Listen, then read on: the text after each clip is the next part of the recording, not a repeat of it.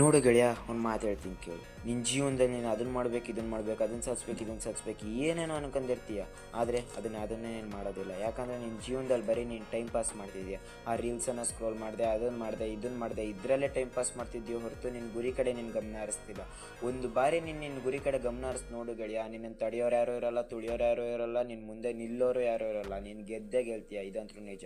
ಇನ್ನೊಂದು ಮಾತು ಹೇಳ್ತೀನಿ ಕೇಳೋ ಗೆಳೆಯ, ನಿನ್ನ ಜೀವನದಲ್ಲಿ ಬರೋರು ಸ್ವಲ್ಪ ಜನ, ಹೋಗೋರು ಸ್ವಲ್ಪ ಜನ, ಇರೋರು ಸ್ವಲ್ಪ ಜನ. ಎಲ್ಲರ ಜೊತೆ ಖುಷಿಯಾಗಿ ಒಳ್ಳೆ ರೀತಿಯಿಂದ ಗೌರವಾನ್ವಿತವಾಗಿ ಸಮಯನ ಕಳಿ. ಒಳ್ಳೆಯವನಾಗಿರು, ಕೆಟ್ಟವನಾಗಕ್ಕೆ ಹೋಗಬೇಡ. ಕೆಟ್ಟದಕ್ಕೆ ಬೆಲೆ ಇರಲ್ಲ, ಗೌರವ ಇರಲ್ಲ. ಆದರೆ ಒಳ್ಳೇದಕ್ಕೆ ಗೌರವ ಇರುತ್ತೆ.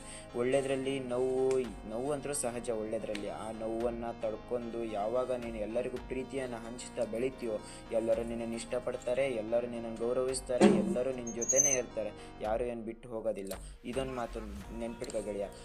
ಇನ್ನೊಂದು ಮಾತು ಹೇಳ್ತೀನಿ ಕೇಳು ಗೆಳೆಯ, ನಿನ್ನ ಜೀವನದಲ್ಲಿ ನೀನು ಬೆಳಿಬೇಕು. ಯಾವ ರೀತಿ ಬೆಳಿಬೇಕು ಅಂದರೆ, ಇಡೀ ಪ್ರಪಂಚ ನಿನ್ನನ್ನು ತಿರುಗಿ ನೋಡಬೇಕು. ಹೆಂಗಿದ್ನಲ್ಲಪ್ಪ, ಹೆಂಗೆ ಬೆಳೆದು ಬಿಟ್ನಲ್ಲಪ್ಪ, ಹೆಂಗೆ ಬೆಳೆದ ಇವನು ಗೊತ್ತೇ ಆಗಿಲ್ಲ ಅಂತ ಹೇಳಬೇಕು. ನೀನು ಇಲ್ಲ ಅಂದ್ರೇ ಈ ಪ್ರಪಂಚ ನಿನ್ನ ಹೆಸರನ್ನ ಕೂಗಿ ಕೂಗಿ ಹೇಳಬೇಕು. ಆ ರೀತಿ ಬೆಳೆ ಗೆಳೆಯ. ನಿನ್ನ ಜೀವನಕ್ಕೆ ಆಲ್ ದ ಬೆಸ್ಟ್.